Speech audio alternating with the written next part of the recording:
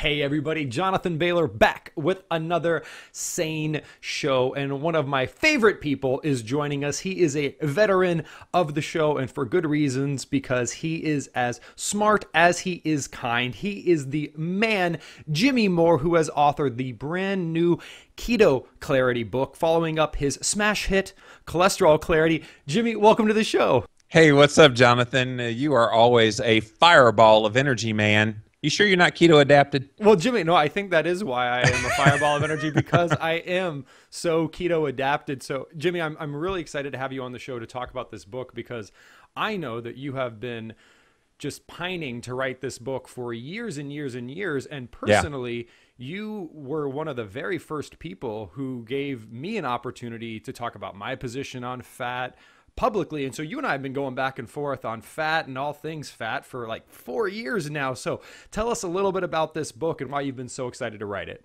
Yeah, Jonathan, you're not fat phobic, are you?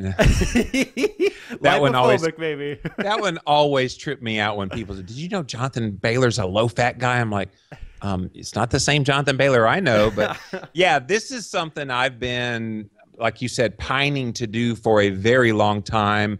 Ketosis has been out there in the vernacular of diet for a while, thanks to the Atkins diet and some other low-carb diets. But has anybody ever had a resource that shows you how to get into ketosis? How do you measure for ketosis? What does it take for the individual to get there? What are the benefits once you are there that you should expect to see? And then here are some recipes and meal one place before. That's what we tried to do with Keto Clarity. It will be the first book of its kind that really kind of puts ketosis in a positive light. And in the book, one of the chapters, we talk about like what some of the major health organizations say about ketosis. Mm-hmm. The American Medical Association, the American Diabetes Association, even John McDougall, our great vegan friend. You know, we put all those opinions in there because people are confusing ketosis with ketoacidosis, and it's just unfortunate that that has become the norm for what ketosis is. We're trying to put a positive spin on what ketosis is and giving people the right information. Jimmy, just to give people a concrete thing to really latch onto, is it fair to say that if you go to sleep at a reasonable hour and you sleep for 6 to 8 hours, upon waking, are you close to or in ketosis? I would say that most people after an overnight fast, let's say you eat dinner at 5:30, 6 o'clock at night, and then you don't have anything to eat the rest of the night, and then you wake up the next morning, 7, 8 o'clock, whatever, you get up. Yeah, you're going to be mildly ketotic, probably not to the level of nutritional ketosis where you would get benefits from those ketones just yet. But yeah, everybody probably at some point in their life is. If you've ever been stranded somewhere and you didn't have food available and you skipped a meal or two, you're probably mildly ketotic. And here's something, within 12 hours of birth, one of my experts was Dr. Mary Newport. She's a pediatric doctor, and she said within 12 hours of being born, babies are burning ketones for fuel.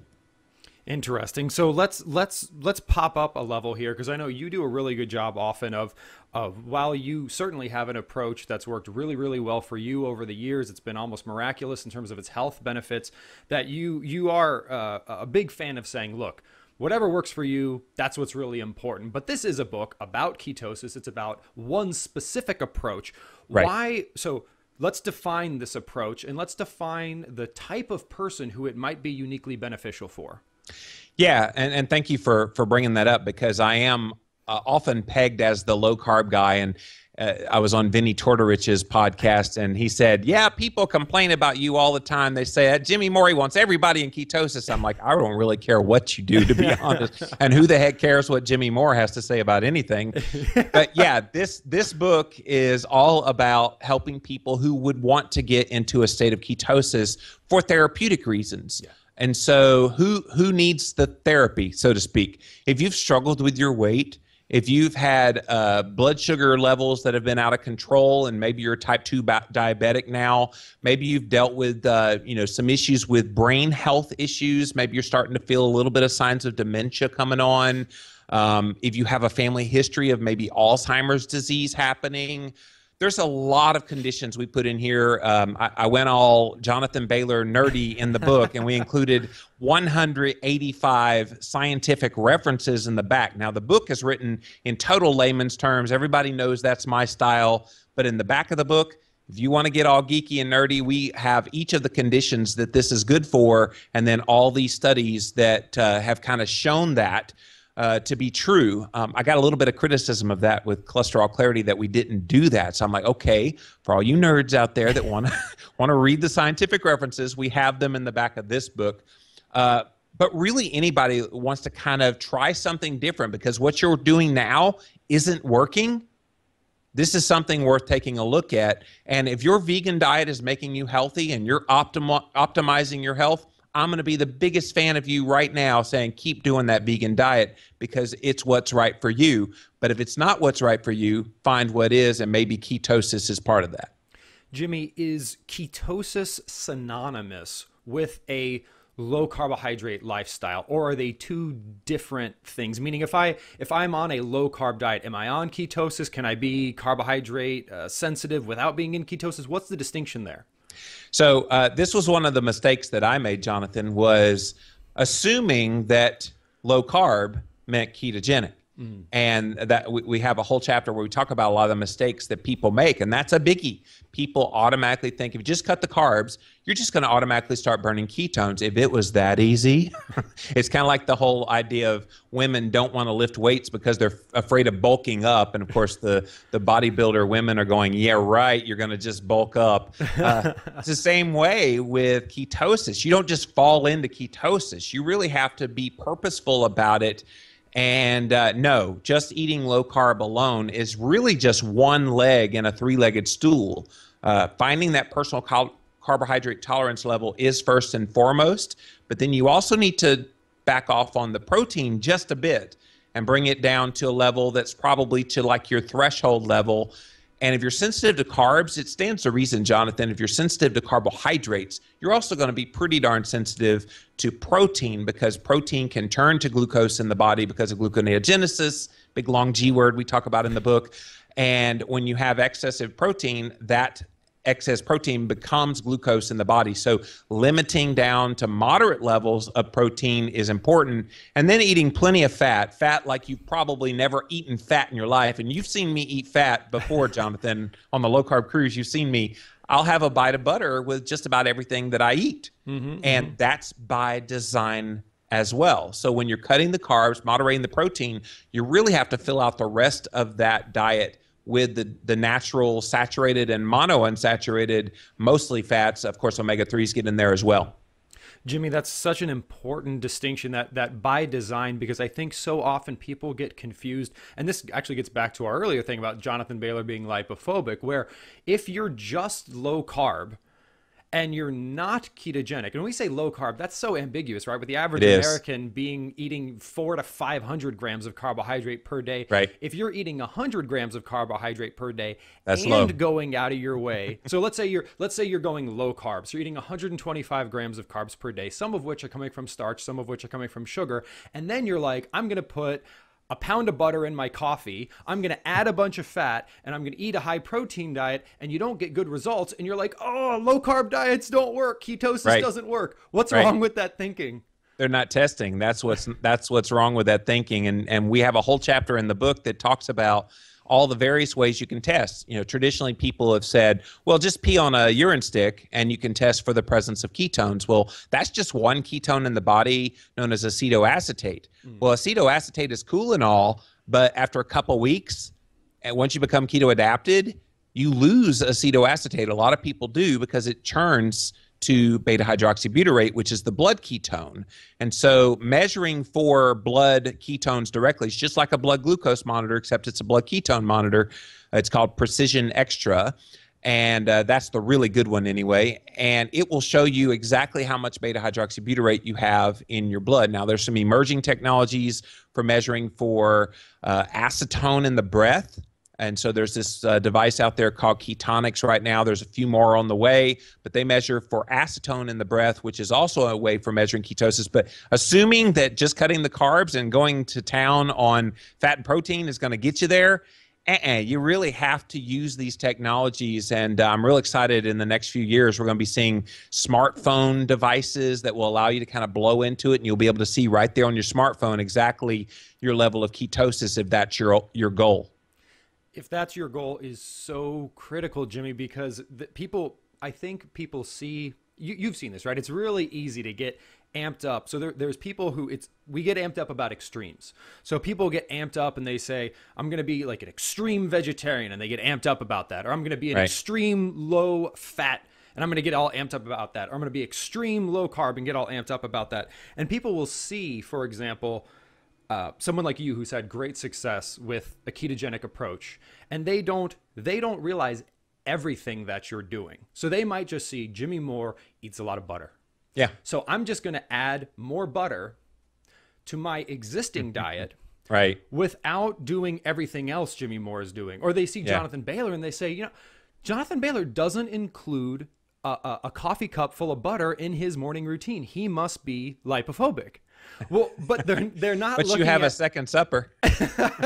Exactly. They're not looking at the whole picture. So if give us the whole picture of what a ketogenic lifestyle is, both in terms of like why specifically you'd want to go ketogenic versus just avoiding trash carbs like starches and sweets, and then the medicinal benefits ketogenic diets can have.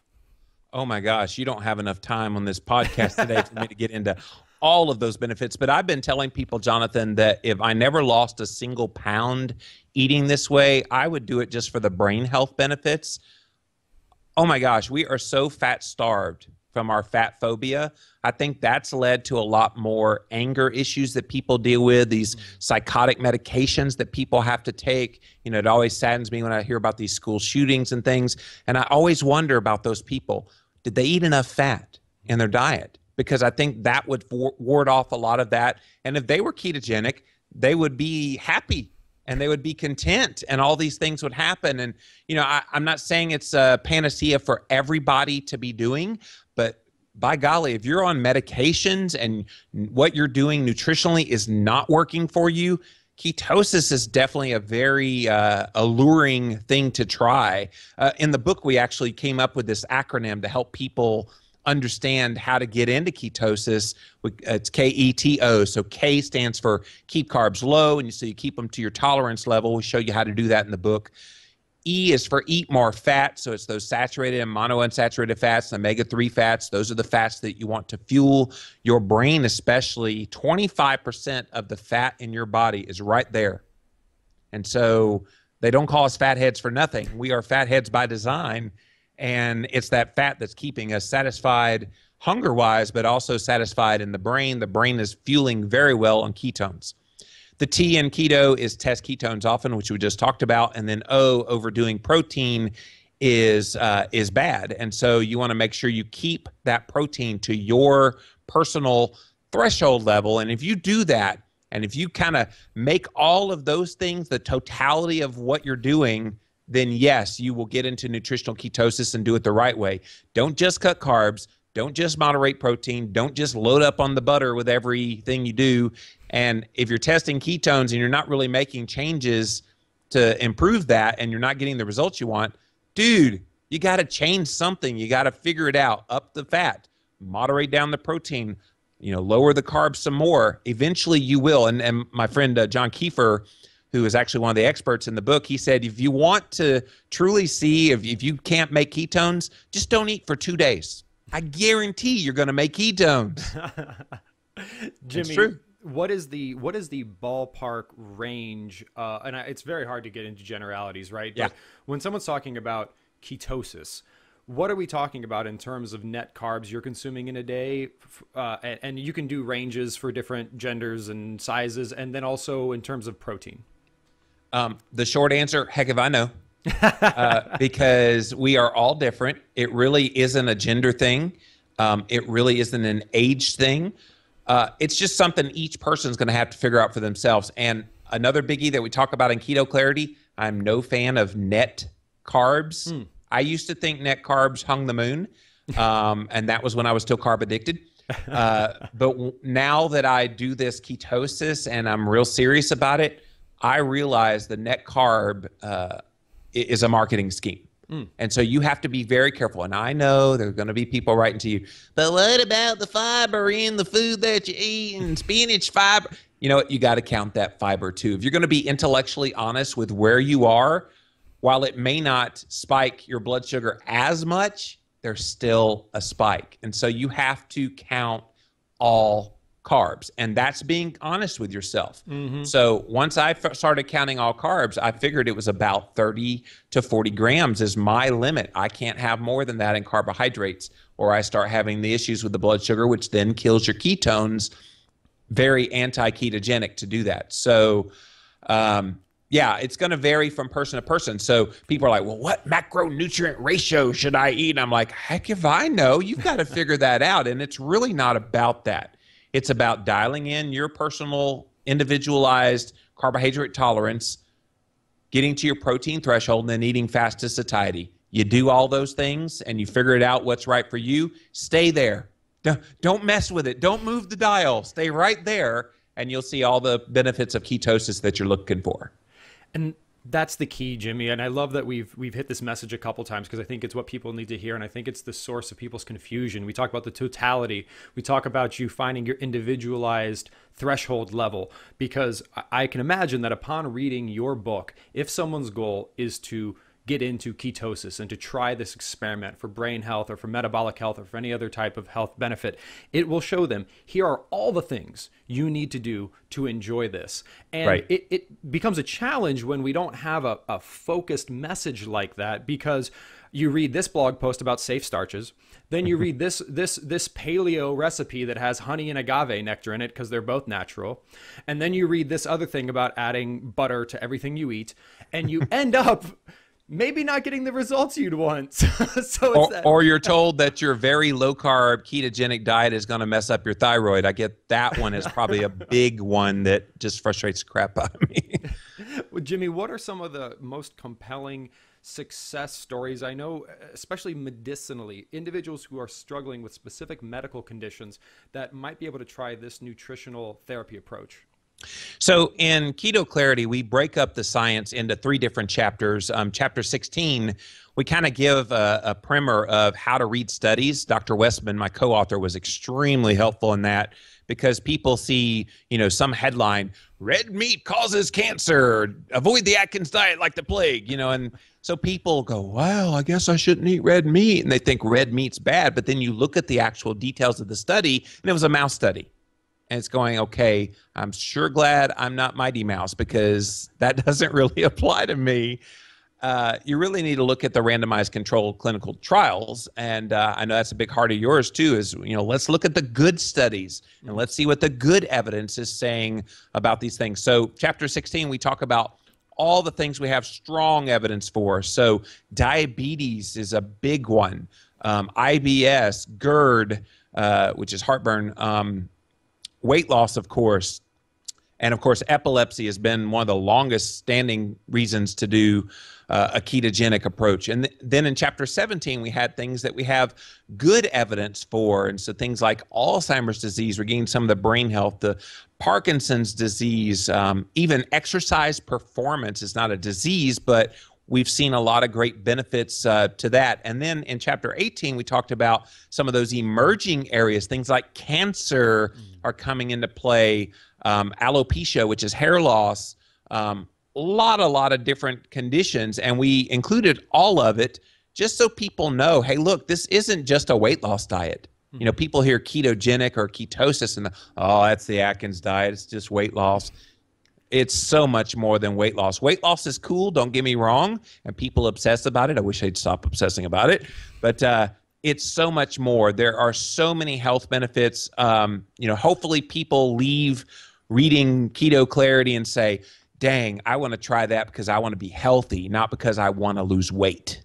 And I hope they leave it with a clear sense, clarity in the title, clear sense. This is what ketosis is, and this is why you would want to be in ketosis. And for example, even the Atkins diet is, it's different in the sense that there's 3 phases, and you start to incorporate other things in, and that might be more qualified as a lower carbohydrate approach rather than a ketogenic approach, and Right. being very specific, because so much, Jim, I mean, Jimmy, you've been in this space, at least on the internet, a lot longer than I have, and there's so much confusion that I feel is all just rooted in people arguing different points, like arguing, for example, oh, well, if you eat, safe starches are a good source of glucose. Well, that's true. But if your goal is to be ketogenic, You don't want glucose. that's not what you're doing. So it's about saying, like, what is your goal, and Right. how do we get you there?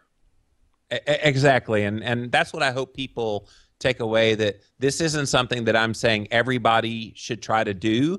But if you want to try to do it, hopefully this becomes your new primer for getting into ketosis. I love that, Jimmy. So again, remind us where we can find more information online. Show us the book one more time, and let us know where we can get a copy. Sure. So Keto Clarity, we actually set up a nice little website for it, ketoclarity.com. And then if you want to know more about the work that I do, livinlavitalow-carb.com, or just Google Jimmy Moore. I think I'm the whole first page.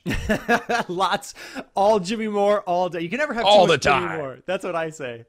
More or less. Well, Jimmy, thank you so much for joining us and for putting all the great time and effort into this book. I know you've wanted to write it for a long time, and I know it's going to help a lot of people. Thank you, Jonathan. Listeners and viewers, I hope you enjoyed today's show as much as I did. Of course, check out all of Jimmy's previous shows, as well as his wonderful show. Check out his book, Keto Clarity. And remember, this week and every week after, eat smarter, exercise smarter, and live better. We'll chat with you soon. Bye-bye.